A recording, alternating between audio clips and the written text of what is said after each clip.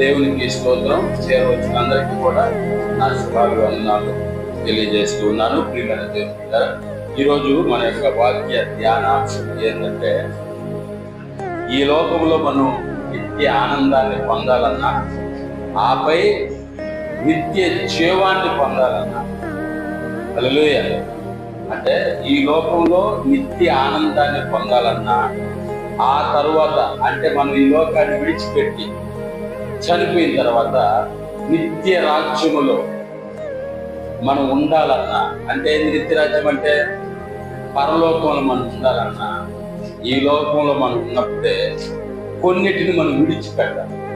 కొన్నిటిని మనం విడిచిపెట్టాలి. ఆ ఏవేటిని మనం విడిచిపెట్టాలో అంటే ఆత్మీయ ఎదుగుదలకు సంబంధించినవి ఏవి మనం విడిచిపెట్టాలో, అంటే ఆత్మీయ ఎదుగుదలకు ఆటంకంగా ఉన్నవి ఏవి మనం విడిచిపెట్టాలో వాటిని మనం విడిచిపెట్టాలి. హల్లెలూయా.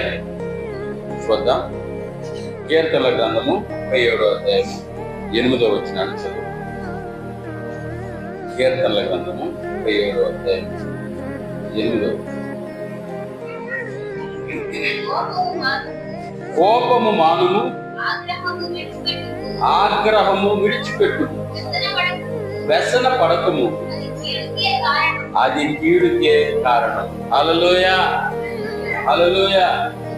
ప్రియమైన దేవుని బిడ్డలారా, కోపము మానుము, ఆగ్రహము విడిచిపెట్టు. మానడానికి విడిచిపెట్టడానికి తేడా ఉందా? హల్లెలూయా. మానేయడమన్నా విడిచిపెట్టమన్నా ఒకటే.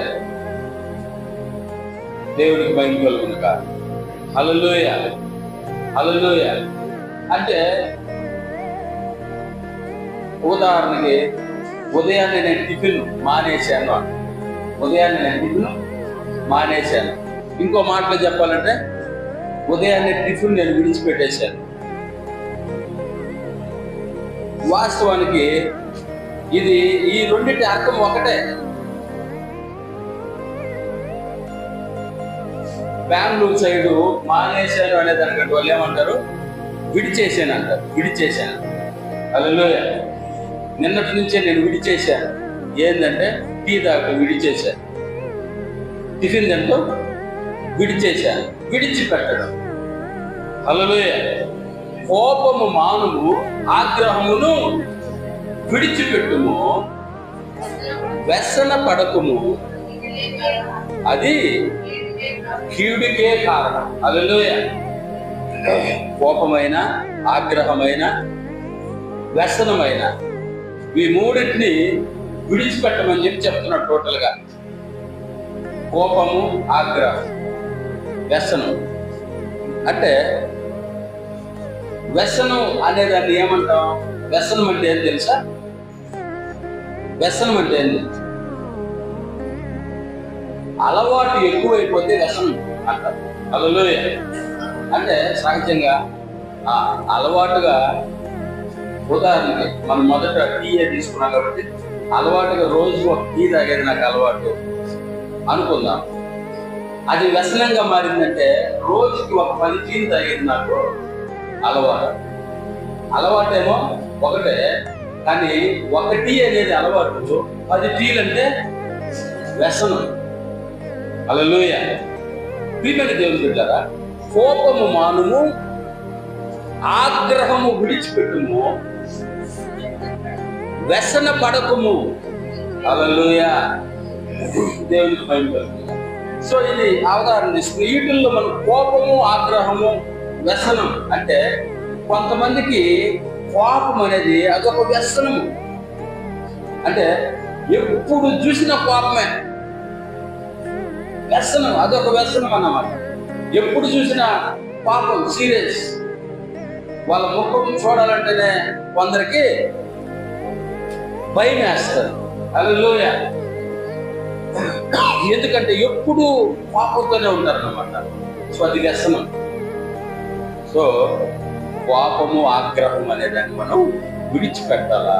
ఆగ్రహం పాపాన్ని నిలిచిందే ఆగ్రహం. ఆగ్రహం వ్యక్తమైన కోపం. దీని ఆగ్రహం. కాబట్టి వీటిని మనం ఏం చేయాలంట? విడిచిపెట్టాలా. ఈ లోకంలో మనం ఎప్పుడైతే ఈ పాపాన్ని, ఈ ఆగ్రహాన్ని విడిచిపెడతామో మనకు ఆనందం ఉంటుంది. అదే కదా మనకు కావాల్సిన ఆనందం. ఎప్పుడు మనలో పాపం ఉందనుకోండి, ఏం జరుగుతుంది? పాపము చాలా అనార్థాలకి దారి చేస్తుంది. పాపం అనేది ప్రైజ్ ది లార్డ్, హల్లెలూయా, దేవునికి మహిమ కలుగును కాదు. పాపం చాలా దారుణమైంది. అందుకే దేవుడు అన్నాడు, పాపపడుడు కానీ పాపం చేయొద్దు అన్నాడు. పాపపడండి అంటే మరి పాపమే అంటే పాప పడకూడదు అంటే దేవుడు చెప్పాడు కదా, బెత్తము పట్టని తండ్రి కుమారుడికి విరోధి, శత్రువు అవుతాడు. సో ఇప్పుడు బెత్తం పట్టాలంటే పాపం రావాలి కదా. హల్లెలూయా. సో దేవుడు ఏమంటాడు? పాప పడండి కానీ పాపము చేయబాకండి. అంటే పాపం చేసే అంత పాప పడద్దు. పాపంలో చాలా అనార్థాలు ఉన్నాయి, మనం చెప్పుకుంటాడు. పాపం చాలా డేంజర్. మీకు తెలుసా, కొన్నిసార్లు మన పాపం ఎంత భయంకరమైన దానికి దారి చేస్తుంది. కొన్నిసార్లు ప్రియమైన దేవుని బిడ్డలు, తల్లిదండ్రులు వారి పాపాన్ని బిడ్డల మీద చూపించేటప్పుడు వారికి దెబ్బ తగులుతుందా లేదన్న విషయం కూడా గమనించి అంత ఘోరంగా ప్రవర్తించేవారు కూడా లేకపోతే. హల్లెలూయా. భయపెట్టచ్చు కానీ క్రూరంగా ప్రవర్తించు. ఒకసారి నేను ఒక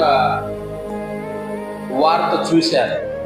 ఏంటంటే ఒక చిన్న బిడ్డ ఒక రాయి తీసుకొని కారు మీద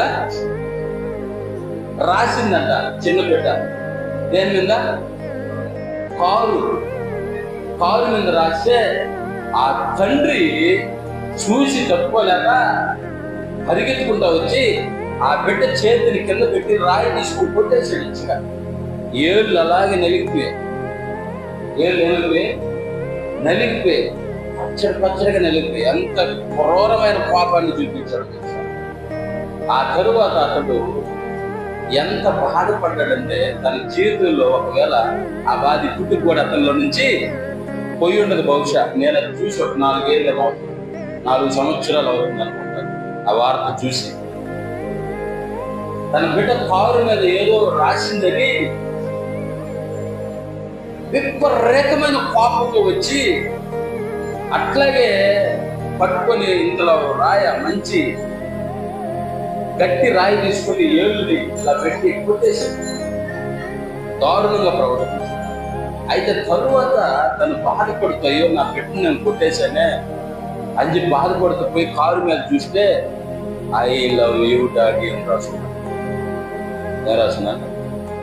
ఐ లవ్ యూ డాడీ అని రాసుకున్నాను. అసలు తట్టుకోలేకపోయాడు అక్షరం. హల్లెలూయా. తను చూశాడు తన కారు పాడవుతుందని.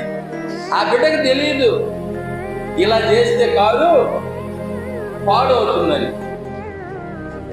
మొన్న చిన్న పాప బర్త్డే ఉంటే పాపకి డ్రెస్ తీసుకోవాలని చెప్పి కారు హల్లెలూయా, దేవుడికి మహిమ కలుగుతుంది. బండిని మన ఇంట్లోకి పోయే దారి దగ్గర పెట్టుకుంటాయి కదా, మన గడపడ దగ్గర మనం వేసుకుంటాం దాకా ప్రహరీ కూడా కట్టుకున్నాం. ఆ మెట్లు పక్కన బండిని పెట్టేసి నేను లోపలికి వెళ్ళి వచ్చే లోపల పాప ఏం చేసిందంటే, చిన్న పాప పరిగెత్తుకుంటా బండి ఎక్కేసి ఆ బండి డోమ్ ఉంది కదా కరెక్ట్ గా మెట్ల మీద పెట్టింది. పగిలిపోయిందంటే డోమ్ చెక్ చేసుకున్న తర్వాత హల్లెలూయా. చాలా కోపం వచ్చింది నాకు, కానీ ఎందుకో తెలియదు ఒక్క మాట కూడా అనలేదు. నేను దేవునికి మహిమ కలుగునుగా, దేవునికి ఘనత కలుగునుగా. ఖచ్చితంగా కోపం వస్తుంది, ఎవరికైనా కోపం వస్తుంది.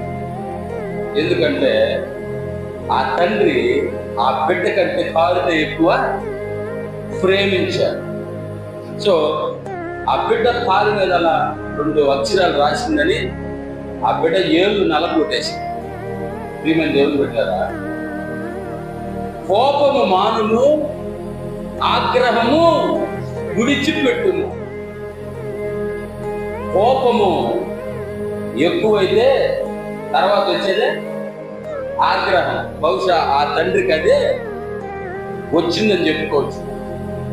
ప్రియమైన దేవుని బిడ్డలారా, సో కాబట్టి పాపాన్ని, ఆగ్రహాన్ని అది వ్యసనంగా మారకముందే దాన్ని మనలో నుంచి ఏం చేయాలా? తీసేసుకోవాలని, విడిచిపెట్టాలని, దాన్ని వదిలేయాల, దాన్ని అక్కడికి ఏం చేయాలా? విడిచిపెట్టేసేయాలా. హల్లెలూయా, దేవునికి మహిమ కలుగును గాక. ప్రియమైన దేవుని బిడ్డలారా, కాబట్టి మొట్టమొదటి విషయాన్ని మనం గమనిస్తే కోపము మానాలంట. కోపము మానాల, ఆగ్రహము విడిచిపెట్టాలి. అది వ్యసనంగా మారక మునిపే, వ్యసనముగా అంటే అదే పని. కొంతమంది చూడండి, వాళ్ళు రోజుకి ఒక ఇద్దరు ముగ్గురికైనా గొడవ పెట్టుకోకపోతే నిలబడు. గొడవ పెట్టుకోవాలి. అదొక వ్యసనం, అదొక వ్యసనం అన్నమాట. ఎవరితో గొడవ పెట్టుకున్నాను, ఎవరితో గొడవ, వాళ్ళ పాపం అలాగే పొంగి పొరలుతూ ఉంటుంది. హల్లెలూయా, ప్రియమైన దేవుని బిడ్డలారా. సో కాబట్టి పాపము, ఈ ఆగ్రహము వ్యసనంగా మారక మునిపే వాటిని విడిచిపెట్టాలా. వాటిని ఏం చేయాలా? విడిచిపెట్టాలా. తర్వాత 1 రాజులు 8వ అధ్యాయము 35వ వచనం. 1 రాజుల గ్రంథము 8వ అధ్యాయము 35వ వచనం.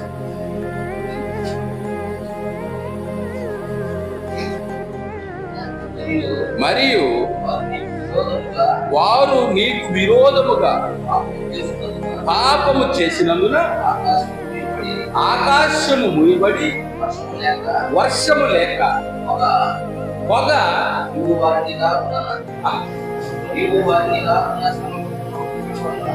వర్షము లేకపోగా నీవు వారి నీలాగున శ్రమ పెట్టుట వలన వారు నీ నామమును ఒప్పుకొని తమ పాపములను విడిచి ఈ స్థలము తట్టు తిరిగి ప్రార్థన చేసిన ఎడల నీవు ఆకాశమందు విని నీ దాసులైన ఇశ్రాయేలీయులకు నీ జనులు చేసిన పాపమును క్షమించి వారు నడవవలసిన సన్మార్గమును వారికి చూపించి నీ జనులకు నీవు స్వాస్థ్యముగా ఇచ్చిన భూమి మీద వర్షము కురిపింపుము. హల్లెలూయా, దేవునికి మహిమ కలుగును గాక. ఇదంతా జరగాలంటే ఏం చేయాలంట? పాపాన్ని విడిచిపెట్టాలంట. ఏం విడిచిపెట్టాలా చెప్పండి? పాపాన్ని విడిచిపెట్టాలి. హల్లెలూయా, దేవునికి మహిమ కలుగును గాక. పాపాన్ని విడిచిపెట్టాలంట. నీకు వ్యతిరేకంగా ఈ జనులు చేసినటువంటి పాపాన్ని నీవు చూస్తున్నావు కాబట్టి ఇదిగో వర్షం కురియకుండా ఆకాశం మూయబడు. వర్షం కురవాలన్నా, భూమి తడవాలన్నా, హల్లెలూయా, జనులు పాపాన్ని విడిచిపెట్టాలా, దేవుని వైపు తిరగాల. అప్పుడు ఆయన వర్షాన్ని కురిపిస్తాడు. హల్లెలూయా, దేవునికి మహిమ కలుగునుగా, దేవునికి ఘనత కలుగునుగా. ప్రియమైన దేవుని బిడ్డలారా, ఆకాశము తెరవబడి వర్షము కుమ్మరించబడి ఈ భూమి తడిస్తే అందరూ సంతోషంగా ఉంటారు. అవునా కాదా?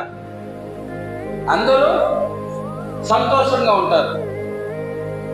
ఎందుకంటే ప్రియమైన దేవుని బిడ్డలారా, భూమి తడిస్తేనే పంటలు పండుతాయి. చాలా మంది అనుకుంటారు పొలాలు ఉండే వాళ్ళకే కదా సంతోషం, పొలాలు లేని వాళ్ళకి. హల్లెలూయా, పొలాలు ఉంటాయో, ఎవరైతే భూమిని పండిస్తుంటారో, ఎవరైతే నాట్లు వేస్తుంటారో వాళ్ళకి కదా సంతోషం, మాకేం సంతోషం అనుకుంటారు. కాదు, హల్లెలూయా, పొలాలు పండితేనే అందరికీ సంతోషం. పొలాలు పండితేనే అందరికీ సంతోషం. ఎందుకంటే ప్రియమైన దేవుని బిడ్డలారా, మనం ఒకవేళ మనకు పొలం లేకపోవచ్చు, పొలాలు ఉన్నవారు పండించి ఆ ఒడ్లు పైపోతేనే మనకు గవర్నమెంట్ బియ్యాన్ని పంపిస్తారు. హల్లెలూయా. ఒకవేళ ఇన్ కేస్ గవర్నమెంట్ బియ్యం తినని వారు ఉన్నా సరే, రేషన్ బియ్యం తినకుండా మేము మామూలుగా దంపుడు బియ్యం తీసుకుంటాం అన్న వాళ్ళైనా ఆ బియ్యం రావాలన్నా కూడా ముందు ఏం చేయాలి? పొలము పండాల్సిందే. పొలం పండాలంటే వర్షం రావాల్సిందే. సో కాబట్టి ఆకాశం తెరవబడి వర్షం పోవాలి అంటే పాపాన్ని విడిచిపెట్టాలంటే జనులు ఏం చేయాలా? పాపాన్ని విడిచిపెట్టినప్పుడు వర్షం కురుస్తుంది, పంటలు పండుతాయి, అందరూ సంతోషంగా ఉంటారు. హల్లెలూయా. దేవునికి మహిమ కలుగును గాక. మన మాకు తెలుసు కదా, వాన రాకపోతే కరువు వస్తుంది, వర్షం రాకపోతే కరువు వస్తుంది. కరువు అంటే ప్రియమైన దేవుని బిడ్డలారా మామూలు విషయం కాదు, అది అనుభవించిన వాళ్ళకే తెలుసు. హల్లెలూయా. సో కాబట్టి పొలాలు పండాలి అంటే వర్షం కురవాలి. వర్షం కురవాలి అంటే దేవుడు వర్షాన్ని పంపించాలి. అయితే దానికంటే ముందు మనుషులు పాపాన్ని విడిచిపెట్టాలని రాయదు.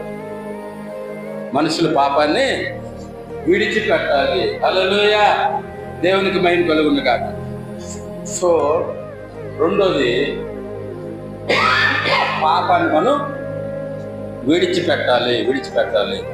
చూద్దాం. సామెతల గ్రంథము 3వ అధ్యాయం 7వ వచనం.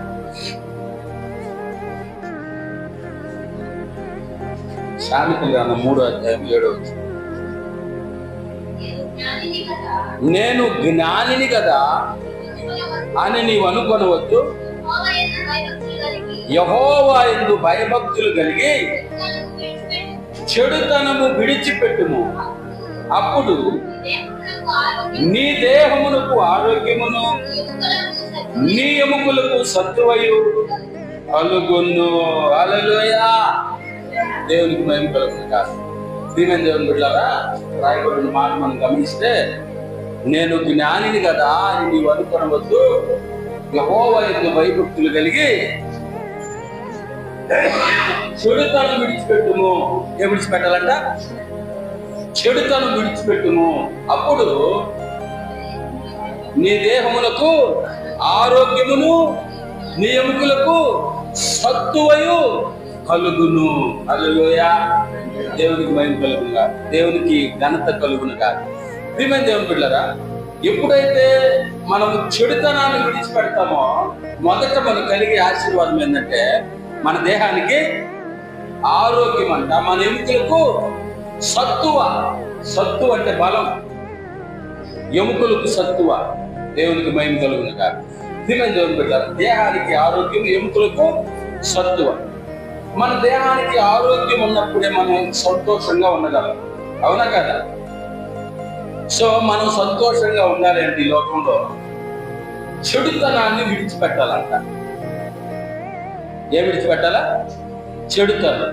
అందులో మొదట మనకు ఏంది చెడుతనం అంటే, నేను జ్ఞానిని అనుకోవడమే చెడుతనం.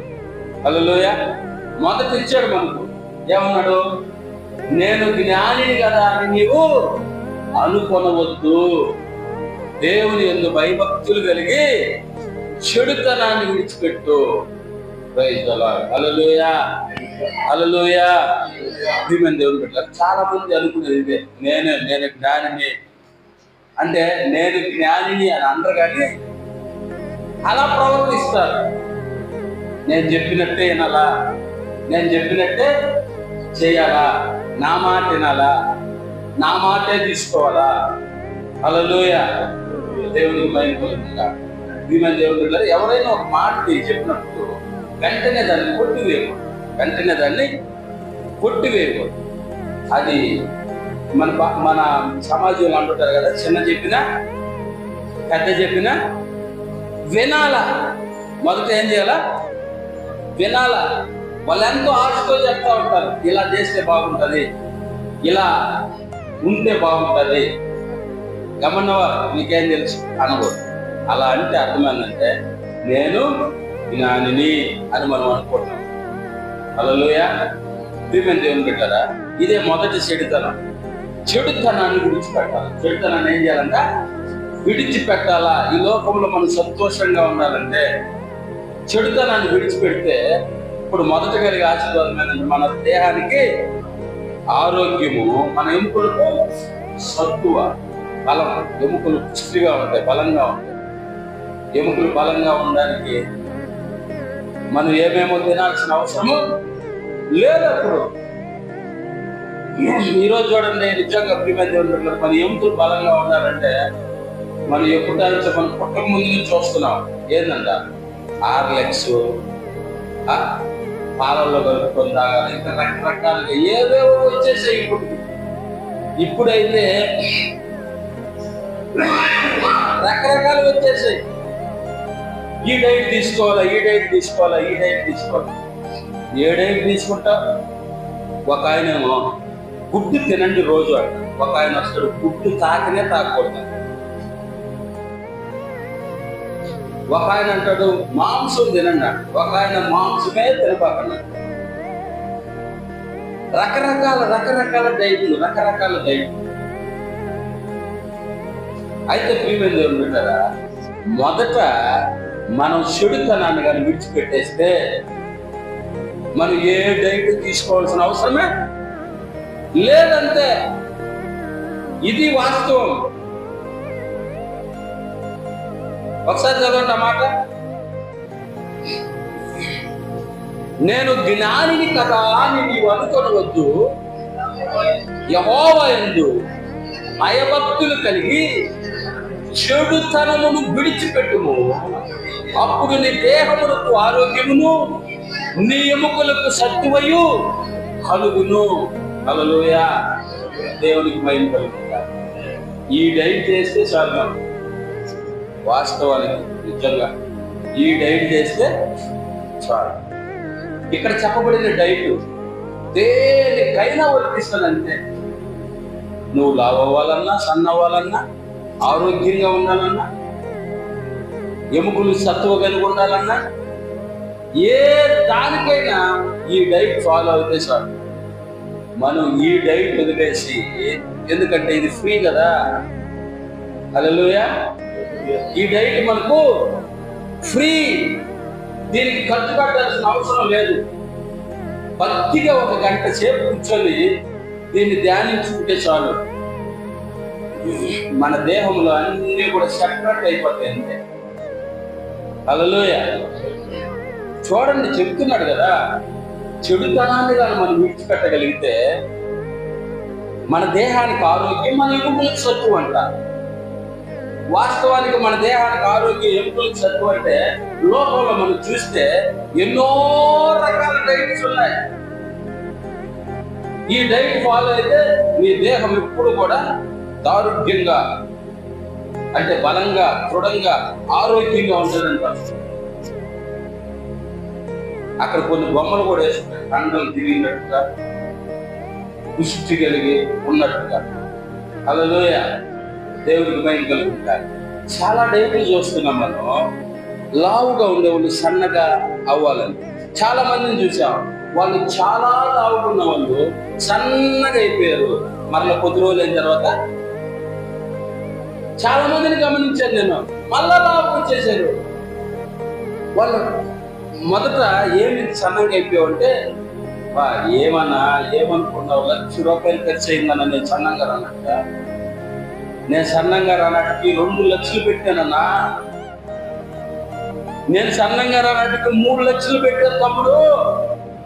నేను ఎన్న మాటలు చెప్తున్నా. హల్లెలూయా. కొద్ది రోజులు అయిన తర్వాత యథాప్రకారం వచ్చేస్తారు. సన్నంగా ఉన్నోళ్ళు మామూలు కావు. హల్లెలూయా.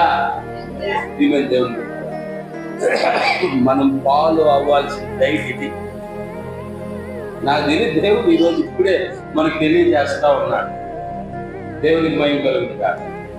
ఎప్పుడైతే మనం చెడుతనాన్ని విడిచిపెడతామో మన దేహానికి ఆరోగ్యం అంట, మన ఎముకలకి సత్తువ అంట. అంతకంటే ఆనందం ఇంకోటి ఉంటుందా? అంతకంటే ఆరోగ్యం ఇంకోటి ఉంటుందా? అంతకంటే సంతోషం ఇంకోటి ఉంటుందా? సో బైబిల్ చెప్పినట్లు మనం ఫాలో అయ్యేది అదే డైట్, బైబిల్ డైట్. బహుశా ఎవరి పదాన్ని చెప్పలేదు వారికి, నేను వినలేదు. నేను చెప్తున్నా ఈరోజు బైబిల్ డైట్ మనం ఫాలో అవ్వాలి. బైబిల్ డైట్ అంటే మళ్ళా కొన్ని రాసున్నాయి, ఇదిగో ఫలానా తినాలా ఫలానా తినకూడదని. అది కాదు. హల్లెలూయా, దేవునికి మహిమ కలుగును కాక. జీవన దేవుని బిడ్డలారా, బైబిల్ డైట్ అంటే బైబిల్ చెప్పినట్లు ఫాలో అవ్వాలి. ఇప్పుడు చూడండి, ఈ ఒక్క వచనంలోనే మనం చెడుతనాన్ని విడిచిపెడితే దేహానికి ఆరోగ్యం, ఎముకలకి సత్తువ.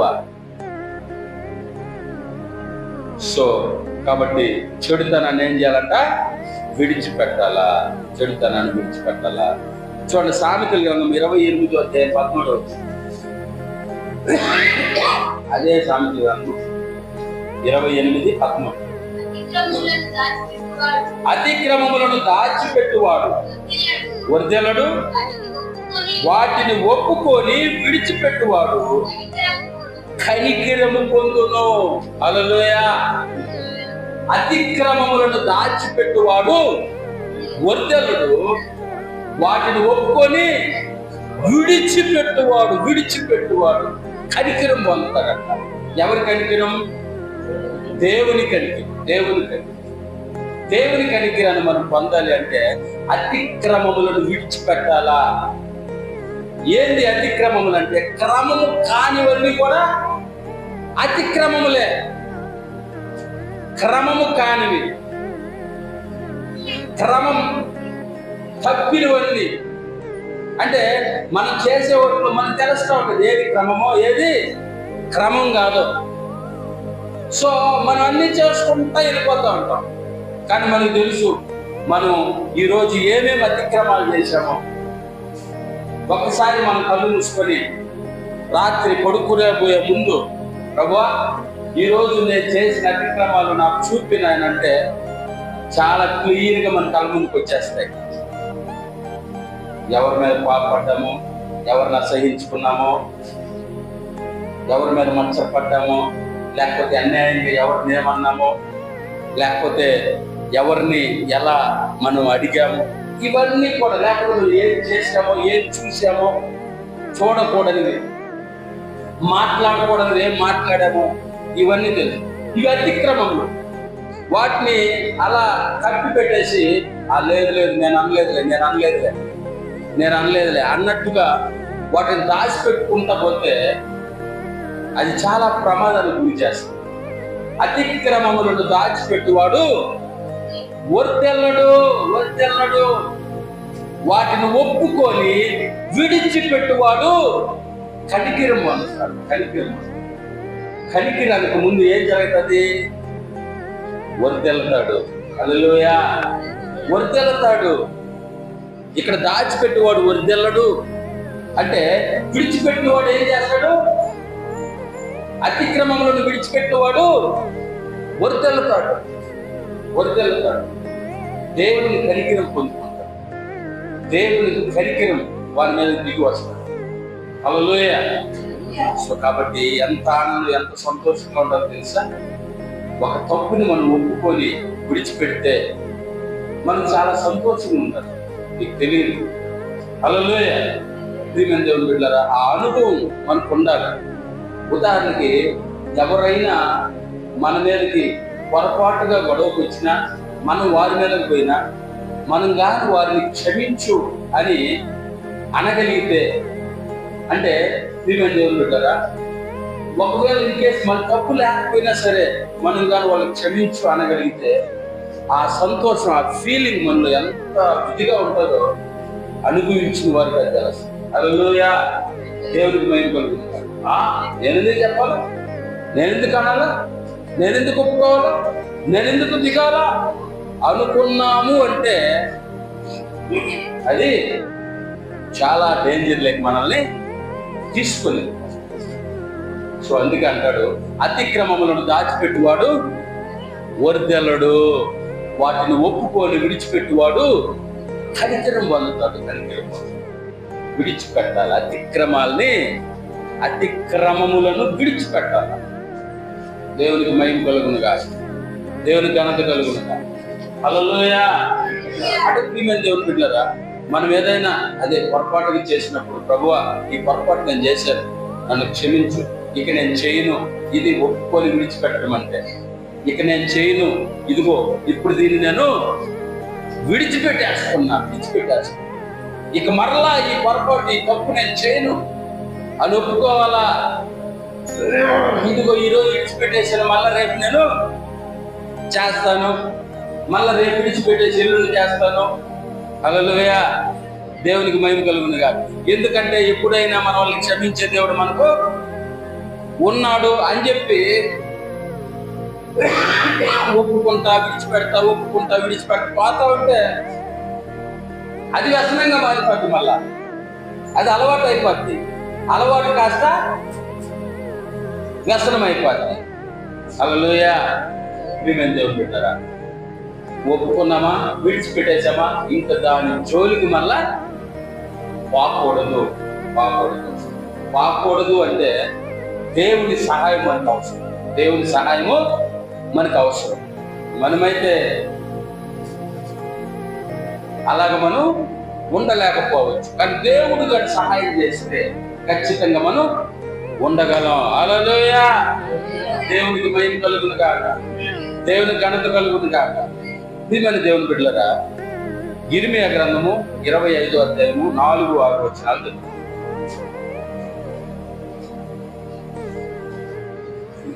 యిర్మీయా గ్రంథం. మీ చేతి పనుల వలన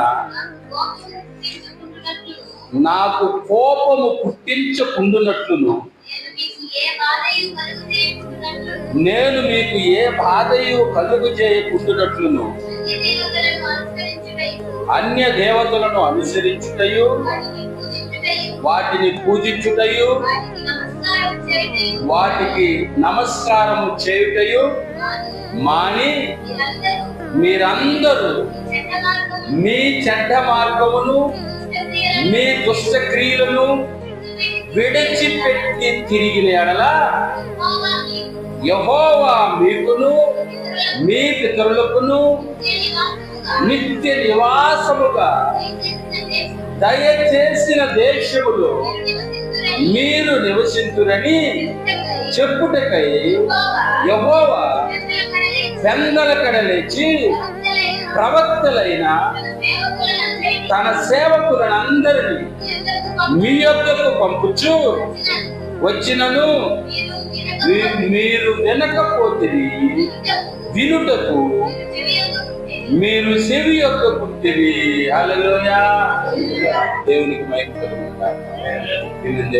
దేవుడు తన ప్రజలతో చెబుతూ ఉన్నాడు.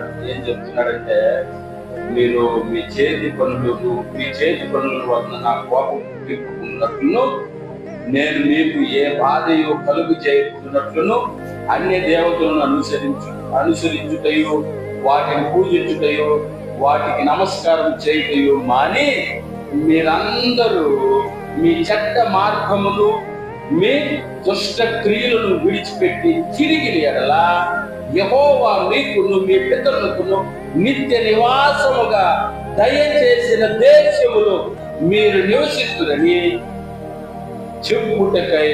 హల్లెలూయా. మీరు దేవుడు చెప్పినట్లు వింటే, దేవుడు చెప్పినట్లు చేస్తే, మీరు ఏం పని చేసుకున్నా, అంటే మీ చేతి పనులు, మీ పని మీరు చేసుకోవచ్చు. దేవుడు మిమ్మల్ని డిస్టర్బ్ చేయడు. కానీ దేవునికి ఇష్టం లేకుండా, దేవునికి ఇష్టం లేని పనులు కానీ మీరు చేస్తూ ఉంటే బాగుండదు. అయితే మీరు గాన వాటన్నిటిని విడిచిపెట్టి, అంటే దేవునికి ఇష్టం లేని పనులను విడిచిపెట్టి దేవుని వైపు కానీ తిరిగితే, మీకు దేవుడు ఇస్తానన్నాడే నిత్య నివాసమైన దేశం. అది ఆ రోజుల్లో కానాను కావచ్చు. Praise the Lord. హల్లెలూయా. ఈ రోజు ఆ నిత్య నివాసమైన దేశం ఏది? పరలోక రాజ్యం. హల్లెలూయా. నిత్య రాజ్యం, నిత్య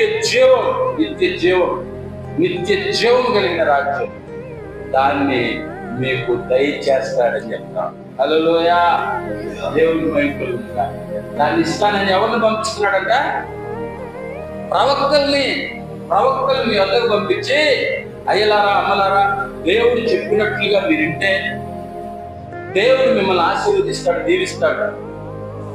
అయితే దేవుడు చెప్పినట్లుగా వినాలి.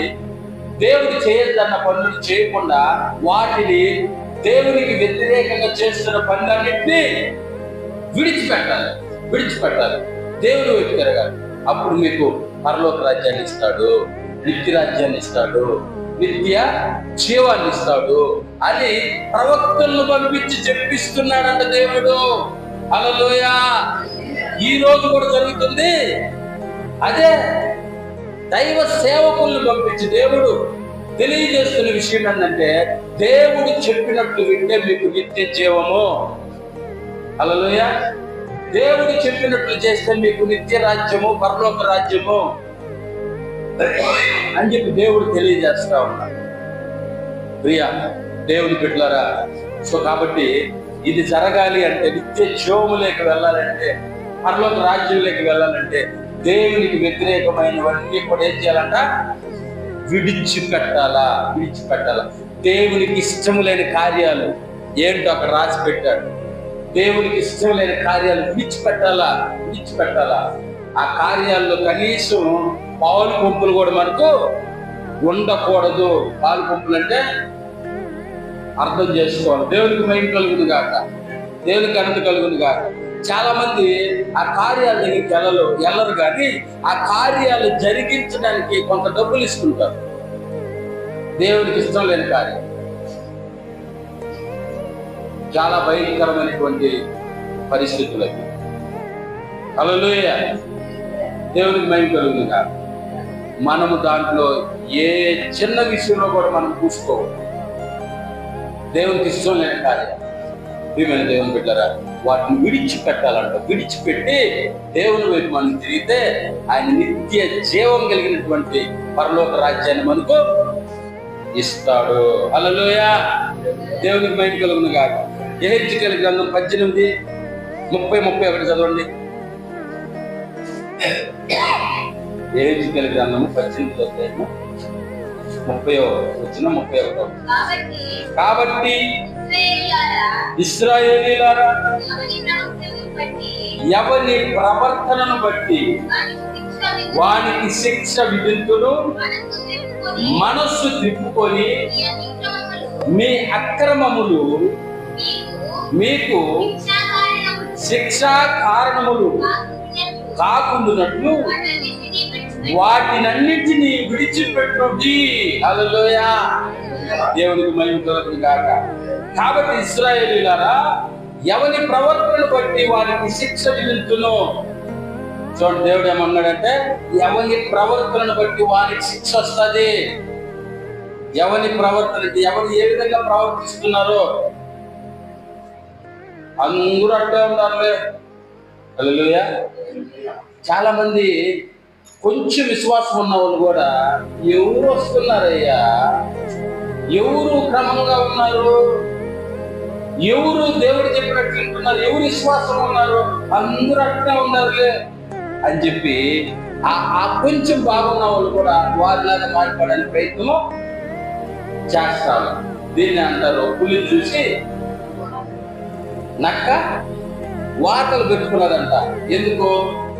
నేను కూడా పులిలాగా కనపడాలి. పాపం కనపడుకుంటానే పోయింది. ఇంకా కనపడుతుంది, పులిలాగా వాతలు పెట్టుకున్న పలకపోయిందా. హల్లెలూయా. ఆ వాతలు పూర్తయ్యే లోపలే ప్రాణం వదిలేసింది. ఒకరిని చూసి ఈరోజు దేవుడు ఏమన్నాడంటే, ఎవరి ప్రవర్తనను బట్టి వారికి శిక్ష వస్తుంది. ఎవరి ప్రవర్తనను బట్టి వారికి శిక్ష వస్తుంది. ఏమ్మా, నువ్వు బాగుంటుగా, నువ్వు కూడా ఏంది సీరియల్ చూస్తున్నావు? మొన్న వాళ్ళ ఇంటికి పోతే వాళ్ళ ఇంటికి సీరియల్ పెట్టినారు, వాళ్ళే చూస్తున్నారు, అందుకే నేను కూడా చూస్తున్నా. సింపుల్ గా వాళ్ళ ప్రవర్తన బట్టి వాళ్ళకి శిక్ష ఉంటుంది. దేవునికి మహిమ కలుగును కాక, దేవునికి ఘనత కలుగును కాక. ఏమ్మా నువ్వు కూడా ఏంటి టైపినావు? బా నేనే కాదు, ఎందుకు అట్లా ఉన్నాను. వినపడుతున్నాయి లేదు ఈ మాటలు మనకు. ఎవరు చూపినారు, ఎవరు సరిగ్గా ఉన్నారో నాకు చూపి అంట. నువ్వు ఉందయ్యా అమ్మా, నువ్వు ఉండు సరిగ్గా. ఎవరెవరో లేరని చెప్పి నువ్వు కూడా సరిగ్గా లేకుండా పోతే ప్రయోజనం ఏముంది? ఎవరెవరో లేరని చెప్పి నువ్వు కూడా సరిగ్గా లేకుండా పోతే ప్రయోజనం ఏముంది? నువ్వు సరిగ్గా కనబడు. ఆమె వచ్చిందని నేరుగా వచ్చి, మాస్టర్ గారు రేపు నుంచి నేను చర్చికి రానన్నారు. ఏమ్మా ఏమైందంటే, ఉన్నది పాస్టర్ గారు చెప్పినారు. కానీ ఎవరు వింటున్నారు మీరు చెప్పే వాక్యం? అసలు మీరు గమనిస్తున్నారా? నిలబడుకొని మీ పాటికి మీరు వాక్యం చెప్పుకుంటా పోతున్నారు, కానీ మీరు వాక్యం మొదలయ్యేదే ఎవరి పనిలో వాళ్ళు ఉన్నారు. ఒక ఆమె అప్పుడు పాటలు తీసి రాసుకుంటుంది, ఒక ఆయన అప్పుడు సెల్ ఫోన్ తీసి గేమ్ ఆడుకుంటున్నాడు, ఒక ఆయన అప్పుడే ఫోన్ ఎత్తి ఇంకొకరితో మాట్లాడుతున్నాడు, ఒక ఆయన ఏమో ఇంకొక ఆయన్ని లాగి మాట్లాడుతూ ఉన్నాడు, ఒక ఆమె నేలకు తగిలేటట్టు తూగి నిలబడతా ఉంది. ఎవరు వింటున్నారు పాస్టర్ గారు మీరు చెప్పే వాక్యము? అందుకే నాకు నచ్చలా, నేను రానులే రేపు కాంచి అన్నాను. హల్లెలూయా. అమ్మ రేపు ఆదివారం ఒక్క రోజురా, తర్వాత నుంచి నువ్వు రాబోలేదని చెప్పాడు. సరే మీరు చెప్తున్నారు కాబట్టి రేపు ఆదివారం వస్తా, తర్వాత నేను రాను పాస్టర్ గారు మీరు బతుకులు కూడా. సరే నేను అంటే రేపు ఆదివారం రాగానే ఒక డిస్పోజ్ గ్లాస్ తీసి అందరూ కొంచెం ఆ గోడ దగ్గర దారులు పెట్టేట్టు కూర్చోబెట్టి జరిగి కూర్చోండి అని చెప్పాడంట. విశ్వాసులు అందరూ జరిగి కూర్చున్నారు. ఒక మనిషి నడిచి అంత దారులే డిస్పోజ్ గ్లాస్ నిండా నీళ్లు పోసి ఆమె దగ్గర ఇచ్చి, మా ఈ డిస్పోజ్ గ్లాస్ లో ఉన్న నీళ్లు చాలా పైకి ఉన్నాయి, ఒక్క బొట్టు కింద పడకుండా చాలా జాగ్రత్తగా తిరగాలి.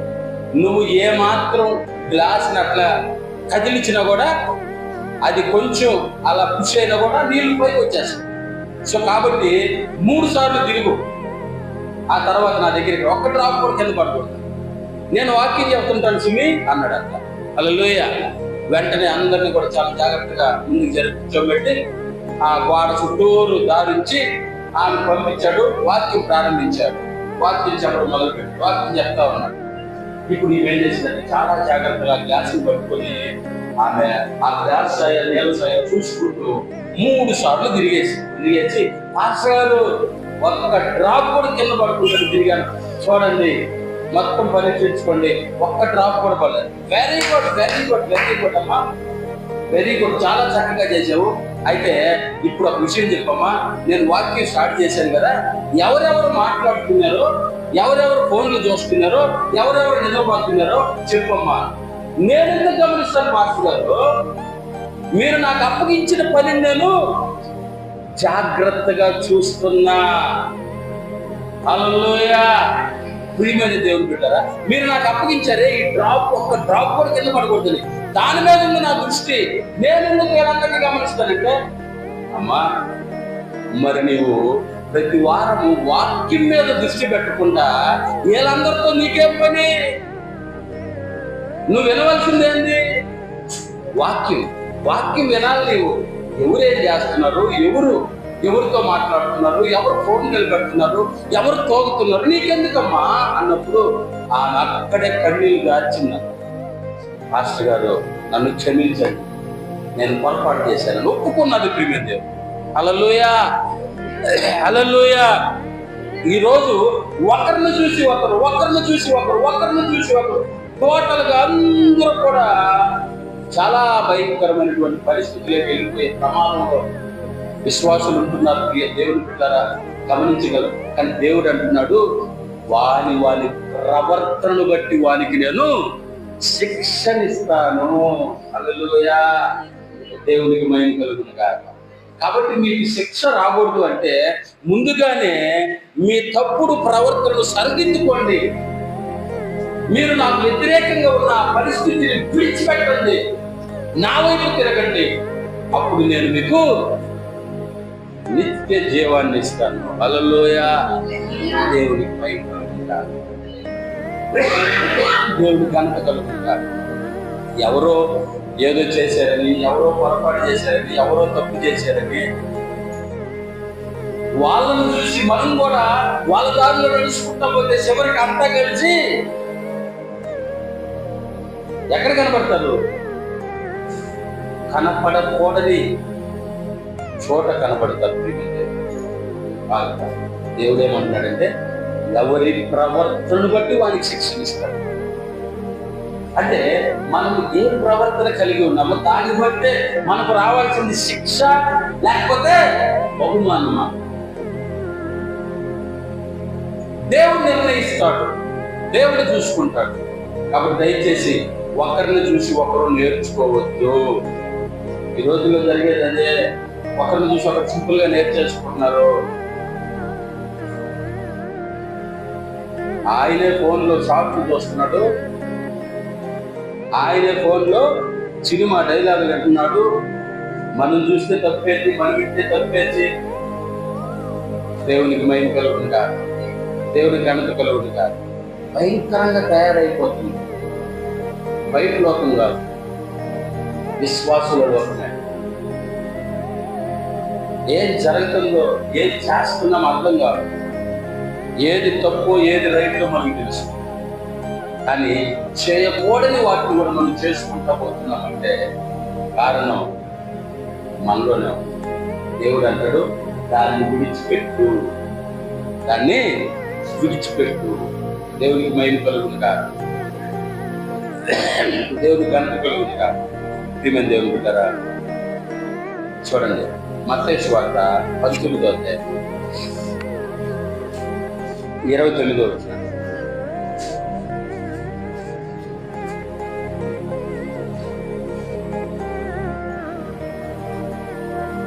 మత్తయి సువార్త 19వ అధ్యాయం 29వ.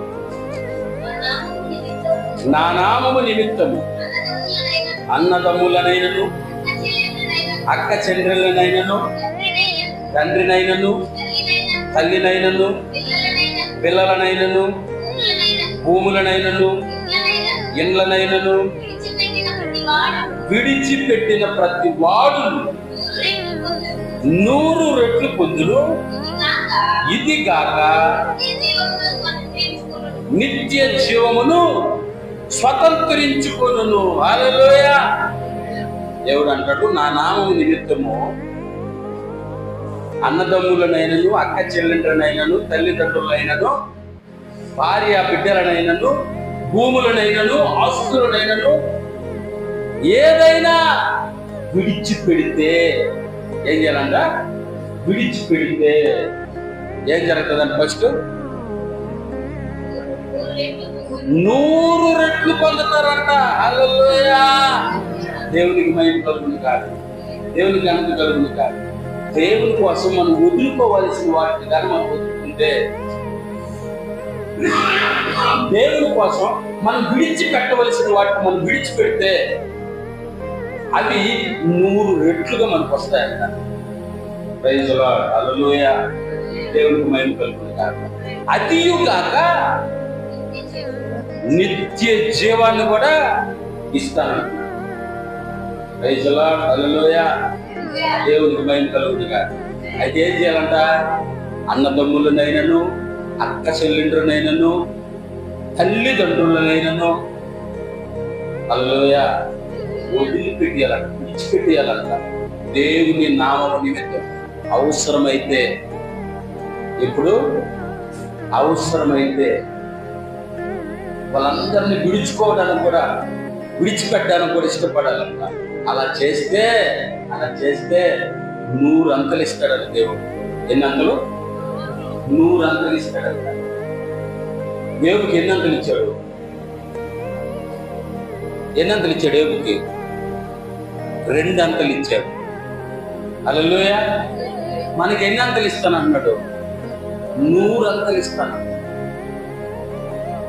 ఎంత గొప్ప దేవుడు కదా. అవసరమైనప్పుడు మనం వాటిని విడిచిపెట్టగలిగితే, ఏం చేయగలిగితే విడిచిపెట్టగలిగితే దేవునికి మహిమ కలుగును కాక, దేవునికి ఘనత కలుగును కాక. దేవుడు నూరంతలు ఇస్తాడంట. అంతేకాదు ఇంకేమి ఇస్తాడంట? నిత్య జీవాన్ని ఇస్తాడంట. నిత్య జీవాన్ని. దేవునికి మహిమ కలుగును కాక, దేవునికి ఘనత కలుగును కాక. ప్రియమైన దేవుని బిడ్డలారా, చూడండి ఇక్కడ 2 విషయాలు చెప్పుకున్న తర్వాత మరొక రెఫరెన్స్ చదువుకొని మనం ముగించుకుందాం. మొదటి రాజుల గ్రంథము 19వ అధ్యాయము 19-20 వచ్చినట్టు. మొదటి రాజుల గ్రంథము 19వ అధ్యాయము 19-20.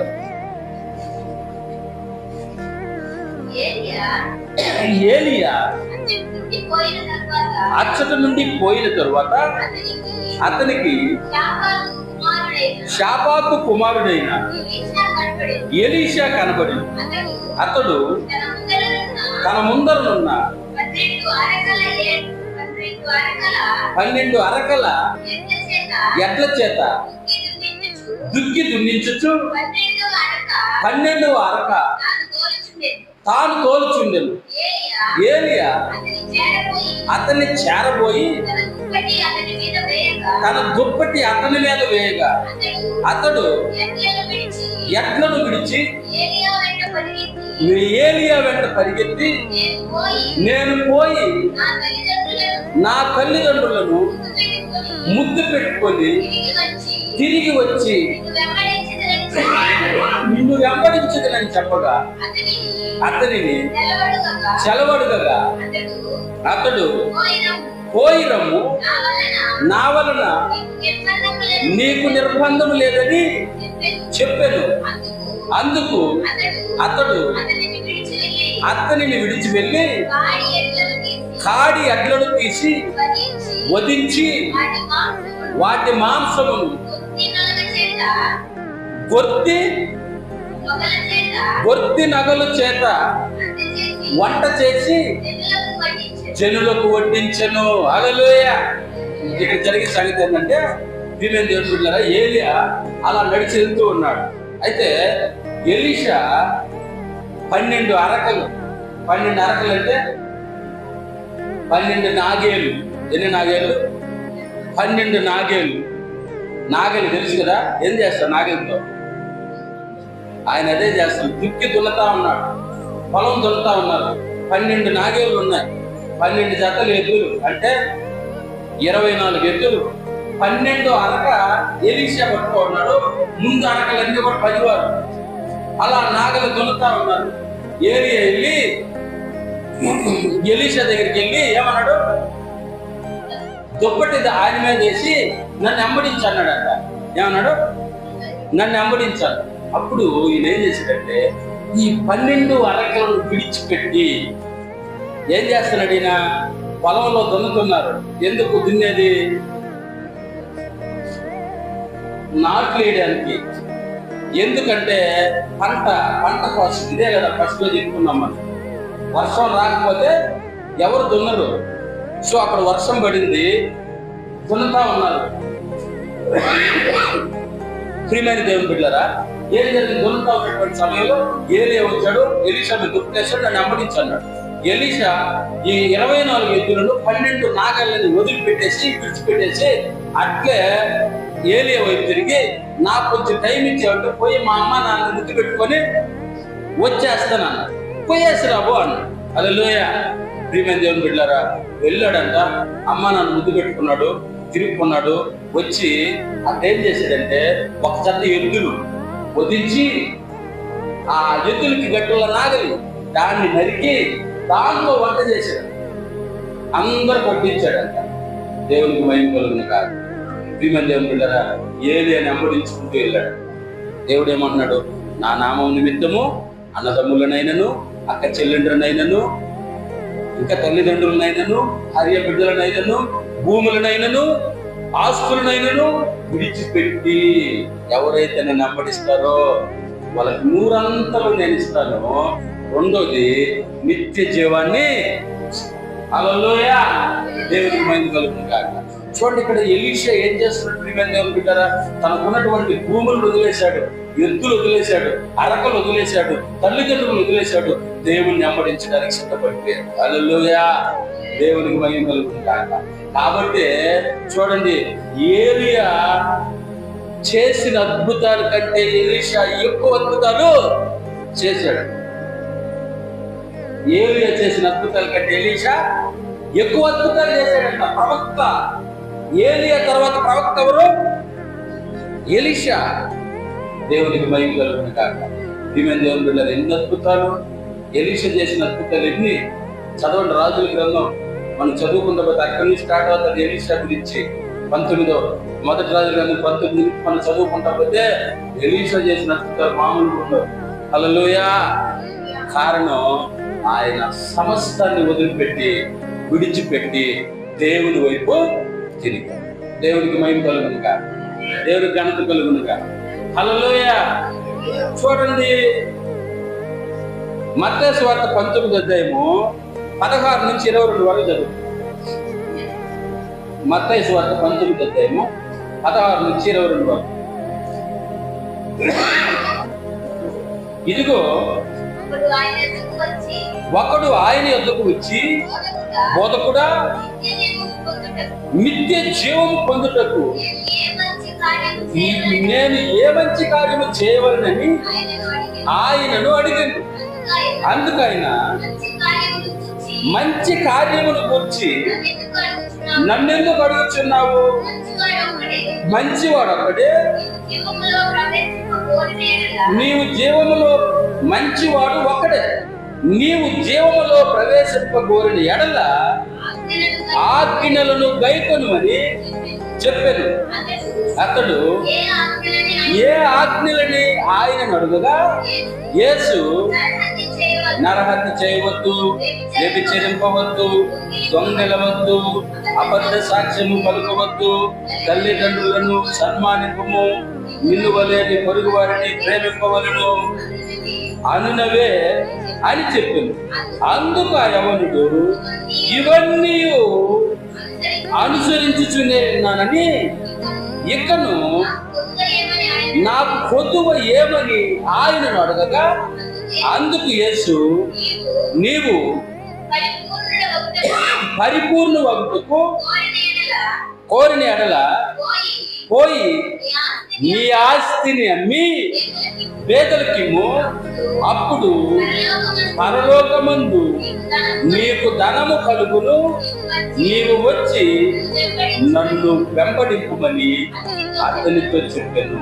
అయితే ఆ యవనుడు మిగుల ఆస్తి గలవాడు కనుక ఆ మాట విని వ్యసనపడుచు వెళ్ళిపోయాను. హల్లెలూయా, హల్లెలూయా. దేవునికి మహిమ కలుగును గాక, దేవుని ఘనత కలుగును గాక. ఈమె దేవుని బిడ్డలారా, ఒక యవనుడు వచ్చాడంట త్వరగా, నేను నిత్య జీవం కావాలి, నేను నిత్య జీవం కావాలి, నేను నిత్య జీవం కావాలి. అక్కడ యేసు ప్రభు కనబడ్డాడు. యేసు ప్రభు దగ్గరికి వచ్చి, బోధకుడా, నిత్య జీవమునకు వెళ్ళాలంటే నేనేం చేయాలా అన్నాడు.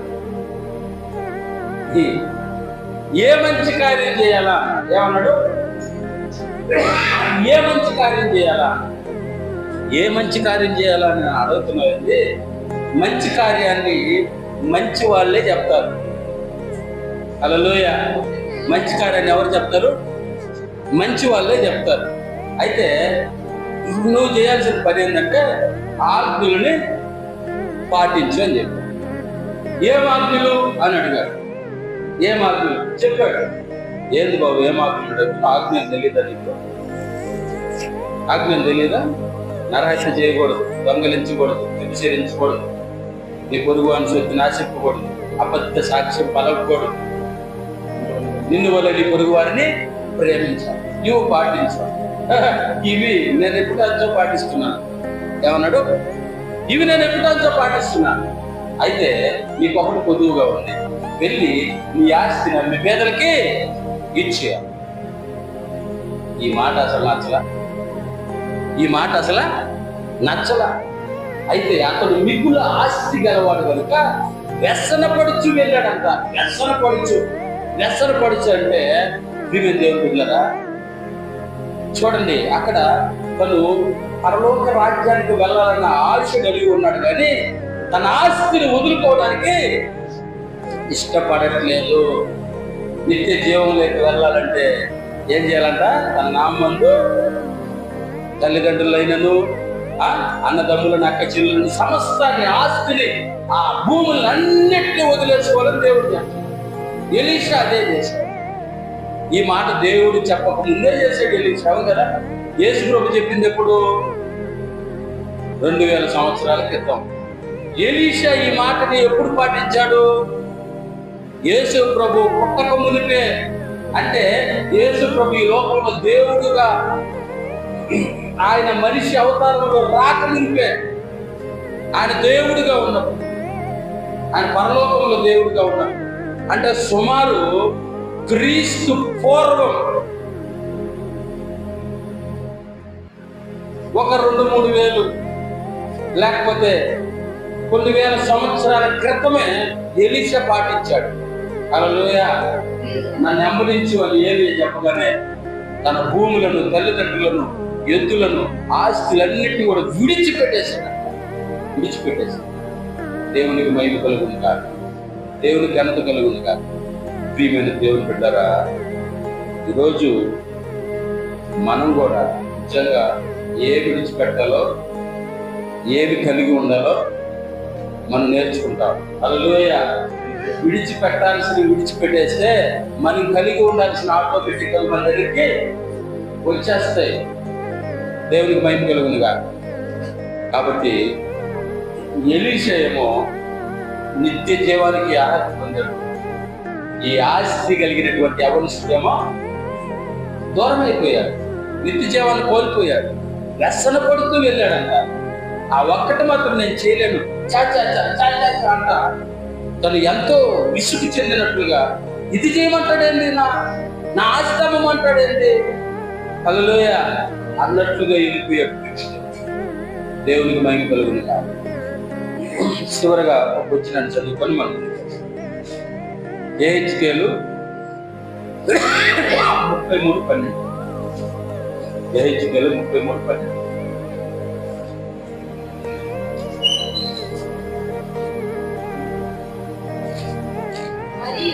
మరియు నరపుత్రుడా, నీవు నీ జనులకు ఈ మాట తెలియజేయు. నీతిమంతుడు పాపము చేసిన దినమున అది వరకు అతడు అనుసరించిన నీతి అతన్ని విడిపింపదు. దుష్టుడు చెడుతనమును విడిచి మనస్సు త్రిప్పుకొనిన దినమున తాను చేసి ఉన్న చెడుతనమును బట్టి వాడు పడిపోడు. అలాగుననే నీతిమంతుడు పాపము చేసిన దినమున తన నీతిని బట్టి అతడు బ్రతుక చాలడు. హల్లెలూయా. ఇక్కడ చూడండి, చాలా క్రిటికల్ గా ఉంది. ఇక్కడ అర్థం చేసుకోవాలి, బాగా అర్థం చేసుకోవాలా, చాలా క్లారిటీగా దీన్ని ఒకసారి మనం చూడాలా. మరియు జాగ్రత్తగానండి, మరియు నరపుత్రుడా, నీవు నీ జనులకు ఈ మాట తెలియజేయు. నీతిమంతుడు పాపము చేసిన దినమున అది వరకు అతడు అనుసరించిన నీతి అతన్ని విడిపింపదు. హల్లెలూయా.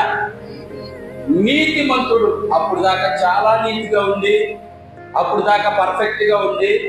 నీతిమంతుడు పాపాన్ని చేస్తే ఆ పాపం వలనంట అంతకుముందు చేసిన నీతి అతన్ని విడిపించదంట.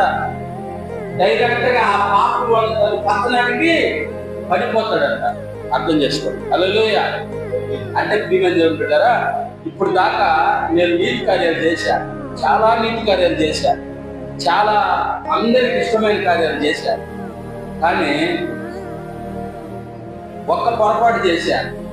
ఈ పొరపాటు నేను చేసిన నీతి కార్యాల వల్ల అది పరిశుద్ధపరచబడదు, నన్ను పడనీయకుండా చేయదు. అంటే మీకు ఇంకా అర్థమయ్యేదానికంటే ఒక మంచి ఉదాహరణ చెప్తానండి, గుర్తొస్తామని చెప్తాను. ఒక డాక్టర్ ఉన్నాడు. ఒక డాక్టరు 1000 మందిని బ్రతికించాడు, చచ్చిపోయే వాళ్ళని. 1000 మందిని ఏం చేశాడు? ఏనండి, ఇంతేనే అర్థమవుతుంది. ఒక డాక్టర్ గారు చచ్చిపోయే పరిస్థితిలో ఉన్న వారిని 1000 మందిని బ్రతికించాడు. అయితే ఒక్క వ్యక్తి చాలా క్రిటికల్ గా ఆ డాక్టర్ చేతిలో ప్రాణాలు కోల్పోయాడు. దేవునికి మహిమ కలుగునుగా. హల్లెలూయా. అయితే ప్రియమైన దేవుని బిడ్డలారా, ఇక్కడ ఎలా ప్రాణాలు కోల్పోయాడు అంటే, ఏనండి, ఆ డాక్టరే తనను చంపేశాడు. ఆ డాక్టరే తనని చంపేశాడు. ఇప్పుడు డాక్టర్ వచ్చి, నేను 1000 మందిని బ్రతికించాను, ఈ ఒక్కడిని చంపేశాను, నన్ను నిర్దోషం చేయండి అంటే అవుతుందా? ఆలోచించండి, అవుతుందా? నేను 1000 మందిని బ్రతికించానయ్యా, నేను ఒక డాక్టర్ని, నేను చచ్చిపోయే వారిని 1000 మందిని బ్రతికించా. ఇదిగో ఒక్కడిని నేను చంపేశా, కావాలని చంపేశా, కానీ 1000 మందిని బ్రతికించానుగా, అందుకని నన్ను వదిలేస్తా చట్టము? వదిలేస్తుందా? హల్లెలూయా. శిక్ష పడాల్సిందే. ఈ 33 యెహెజ్కేలు గ్రంథము 12వ వచనం చెప్పేది ఏంటంటే, నీతిమంతుడు పాపము చేసిన దినమున అది వరకు అతడు అనుసరించిన నీతి అతడిని విడిపించలేదు. అది వరకు అతడు చేసిన నీతి అతన్ని విడిపించలేదు. ఆ తర్వాత దుష్టుడు చెడుతనమును విడిచి మనసు త్రిప్పుకునే దినమున తాను చేయుచున్న చెడుతనమును బట్టి వాడు పడిపోడు. హల్లెలూయా. ఈమె దేవుని గారు అర్థమవుతున్నా? దుష్టుడంట చెడుతనం చేశాడు. దుష్టుడు చెడుతనమును విడిచి మనసు తిప్పుకున్న దినమున తాను చేసి ఉన్న చెడుతనమును బట్టి వాడు పడిపోడు. అర్థం కలదు కదా? హల్లెలూయా. అప్పుడు దాకా పాపం చేశాడు, అప్పుడు దాకా దుర్మార్గ పనులు చేశాడు, అప్పుడు దాకా దుష్టత్వంలో ఉన్నాడు.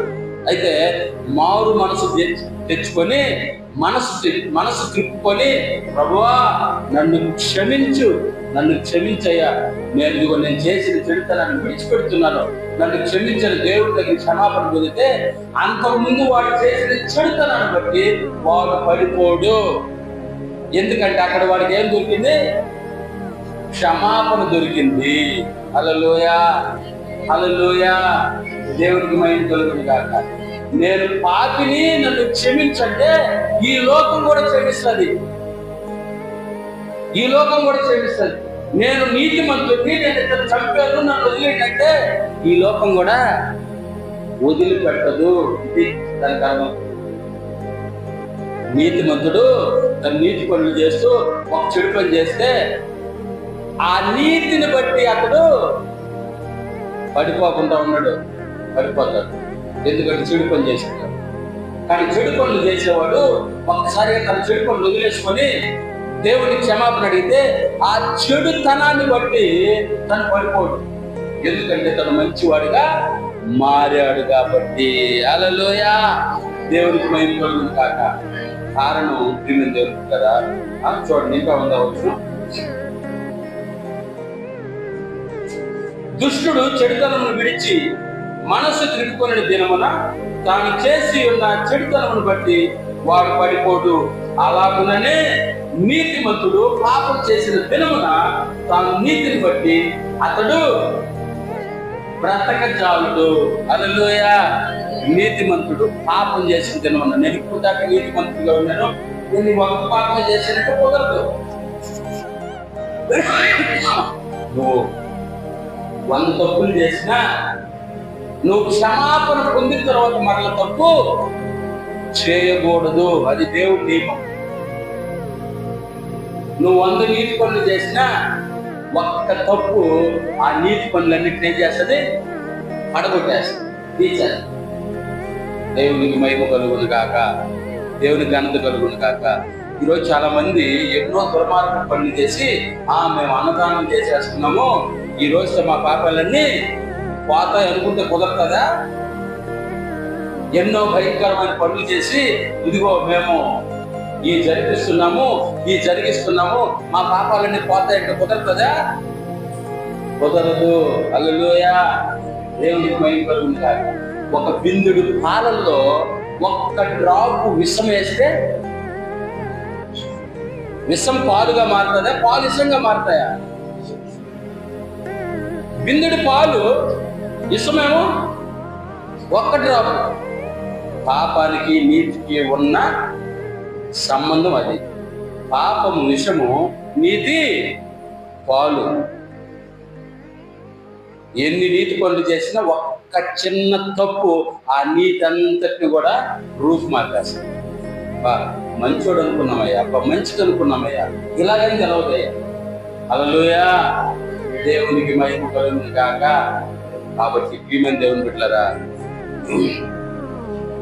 దేవుడు మనకి ఏం చెప్తున్నాడంటే, మనం ఈ లోకంలో ఆనందంగా ఉండాలన్నా, నిత్య జీవంలోకి మనం ఆనందంగా ప్రవేశించాలన్నా, దేవుడు ఇప్పటి వరకు చెప్పిన వాటిని ఏవైతే విడిచిపెట్టమన్నాడో వాటిని మనం ఏం చేయాలా? విడిచిపెట్టాలా. అందులో ప్రాముఖ్యమైనటువంటి ఇద్దరు వ్యక్తులు మనం చూసాం. ఒకరు ఎలీషా, ఇంకొకడు యవ్వనస్తుడు, ధనవంతుడైన యవ్వనస్తుడు. ఎలీషా ఏమో దేవుడు చెప్పినట్లుగా తన వాటిని అన్నింటినీ విడిచిపెట్టి దేవుని వైపు తిరిగాడు.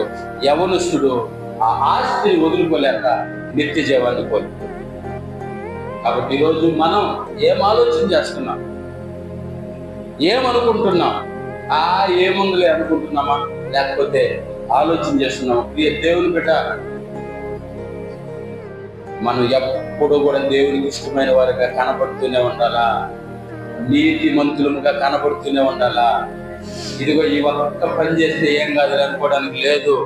దేవుడు చెప్పిన చివరి వివరణలో ఇదేముందులే, ఇదే తప్పులే, లేకపోతే వాళ్ళెడు చేస్తారు వీళ్ళెడు చేస్తున్నారు ఇతరులను చూసి నేర్చుకోవడానికి లేదు.